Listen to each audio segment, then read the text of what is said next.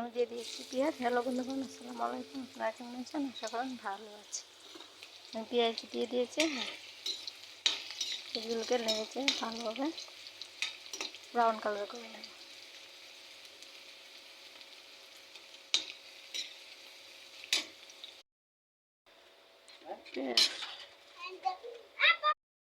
পেঁয়াজগুলো brown colour হয়ে গেছে। আমি এখানে এড করছি আদা, রসুন, পেঁয়াজ বা কাঁচামরিচ মিক্সি করেছি, সেটা এখন ঢেলে দিচ্ছি।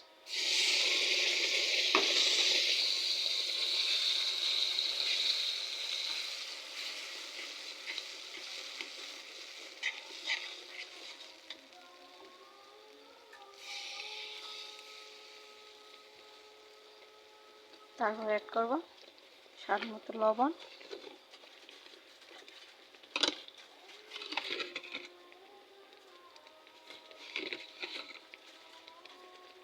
এবার একটু ভালোভাবে নেড়ে চেড়ে নেব। জল ছেড়েছে, এখন আমি দিয়ে দিচ্ছি সামান্য পরিমাণে জিরের গুঁড়ো, জিরে ধনিয়া মির্চ। তারপর অ্যাড করব শুকনো লঙ্কার গুঁড়ো।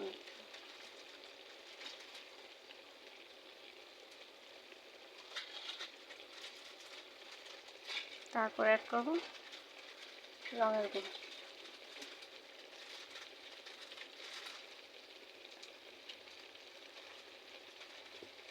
এগুলোকে ভালোভাবে নেড়ে চেড়ে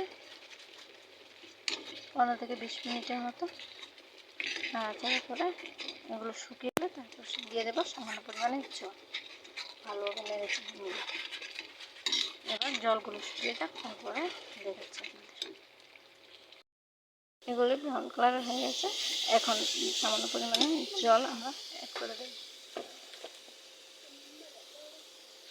জল অ্যাড করে দিচ্ছি সামান্য পরিমাণে।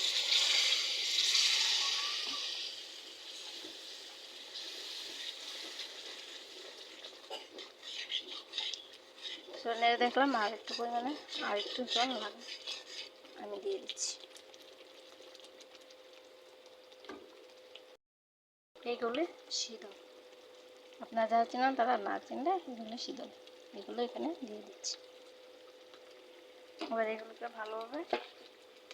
ভালোভাবে নেড়ে চেড়ে দেখুন হয়ে গেছে।